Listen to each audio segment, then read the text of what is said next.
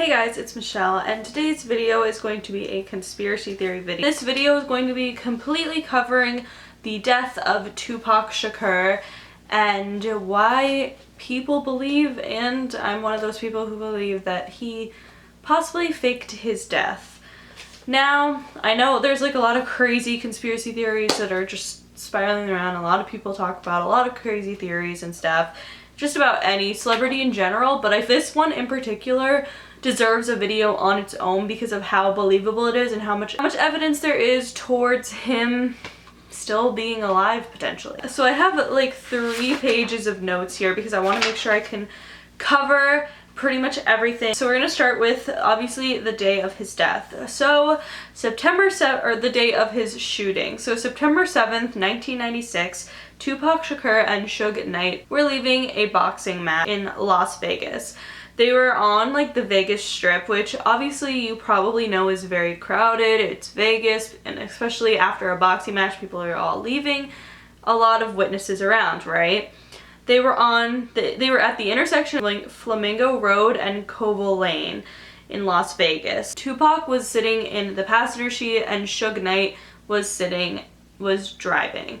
So they were at a stoplight when a white Cadillac supposedly shot 14 times at their BMW. They were on the passenger side and Tupac got shot 4 times, and the one that like supposedly killed him or was the most critical was the one in his right lung. Suge Knight remained completely unharmed. 1 week later, Tupac allegedly passed away at the University Medical Center of Southern Nevada on September 13th, 1996, and he allegedly died from internal bleeding. So that's the entire like timeline kind of background of what exactly happened that night where Tupac was shot. So he died a week later. There are some of like the conspiracies as to why people believe he's still alive. Some things just don't add up at all when it comes to Tupac. The first thing would be, this is the famous last picture. And obviously he got shot September 7th, 1996, but if you look in the lower right hand corner, it says September 8th, 1996, which is really suspicious because the picture probably comes from a paparazzi camera, which I feel like the Pops obviously know how to use their own cameras, so they probably would have the right time. And this was like before Photoshop. This was real shit. It genuinely said the 8th. Yes, I guess it could have been a problem on the camera itself, but it's still pretty weird. Also, if you look at this picture, you will notice that there's no keys in the ignition, which is really suspicious because it clearly looks like Suge is driving. Like, it doesn't look like he has keys on his lap or anything. It's just weird. Also, I find it extremely suspicious that there was 14 shots fired and none of which hit Suge Knight. Suge is a pretty big guy, like, especially compared to Tupac. Tupac is quite thin and he's kind of pressed against like the seat, like sitting like a normal person, and even so, Suge Knight definitely sticks out in front of him. Like, so if somebody were to shoot in the window and shot at 14 times, it's super suspicious that Suge Knight wasn't shot at all. So I think the positioning, if you look at the picture, is really weird to be shot in the lungs for Tupac.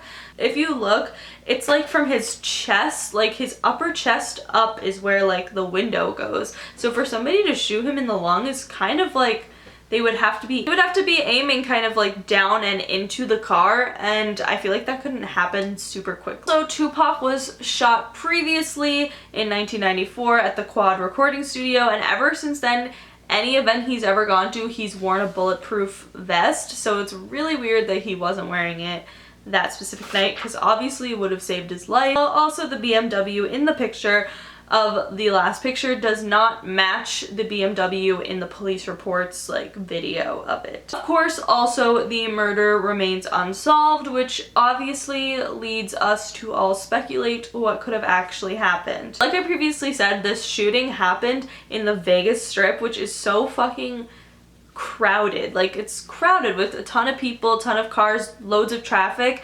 and nobody saw the white Cadillac that would allegedly contained the shooter that shot Tupac, which is really suspicious because I feel like white Cadillacs are cars that stick out in general in the first place, and nobody saw it. Something that's also doesn't add up is the official coroner's report states that he's 6 feet tall and 215 pounds, when in reality Tupac's license says that he's 5'10 and 168 pounds.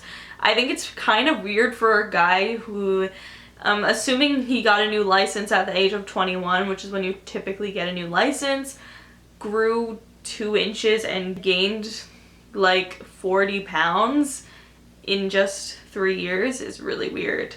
People have speculated that it was weird that Tupac's mother actually said in the end he chose to leave quietly after his death, which is just kind of a weird way of phrasing it, I guess. Of course, Tupac was cremated. What's really weird is the man who cremated him retired right after he cremated Tupac. Maybe he was paid off to retire. This one I find to be the most like strange and the most, for me, like what really sets it into motion and makes me believe that that he really did fake his death, is that he loved this Italian writer called, I'm probably gonna butcher the name, but it's like Machiavelli. I'll like type how it's supposed to be spelled. So Machiavelli was famous for the quote, "To fool one's enemies, fake one's death." And obviously that's really suspicious, but he changed his his name on his last album, so like went under like kind of a stage name or an alias for the last album as Machiavelli, kind of like a play on that spelling of the original Italian writer. But it looks pretty much, it's pretty obvious that he was inspired by him, which obviously is suspicious considering he was vouching that people should fake their deaths to get away from their enemies. And the other thing that's like super suspicious to me is that he released 7 albums after his death. 7 albums.